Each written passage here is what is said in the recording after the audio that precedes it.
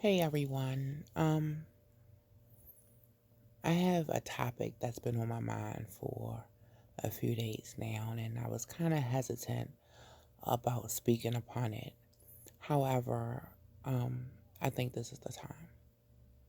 I want to talk to you all about what happens in this house stays in this house. There are a lot of us who are suffering now because when we were coming up, that was the rule, right? What happens in this house stays in this house. You didn't tell anybody, you couldn't discuss it, even with the people in your household. Once it was said or after it was spoken of, it was done and over with, right? And it was left there.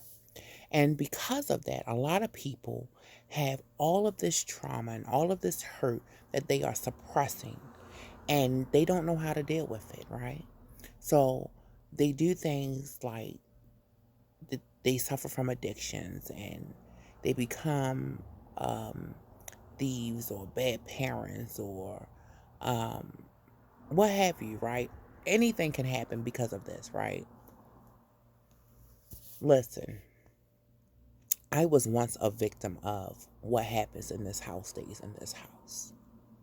And for a very, very long time, I suffered myself from depression and anxiety. And during the process, the stress of the situation caused me. I always have headaches, right? So I remember as a little girl, as a young girl, I would say, we would be out or something be going on. I'd be like, oh, I got a headache, and a family member, I would just say a family member would say, oh, she just wanted attention. Ain't nothing wrong with her. Not realizing that I was suffering, right? My head was hurting because I had to be around this person who brought harm my way, right? So I had to deal with this all of my childhood, all of my teenage life. I just had this hovering over me because we couldn't speak on it. It wasn't until I became an adult, and I mean within the last 5 or 6 years, that I confronted the person who raped me. And prior to that, for the longest time, um, I kept saying, I forgive him. I forgive him. I didn't want to be around him, right? At all. I didn't want to be around him. But from a spiritual aspect, I felt I had to forgive him so that God would forgive me for my sins, right? But apparently that wasn't enough because it was still eating me up inside. And when I confronted him, he portrayed as if he didn't even remember. He couldn't believe it. So he portrayed, right? And whether he believed it or not, whether his apology was sincere or not, I had relief. I felt better. It was a weight lifted off my shoulder because I confronted him.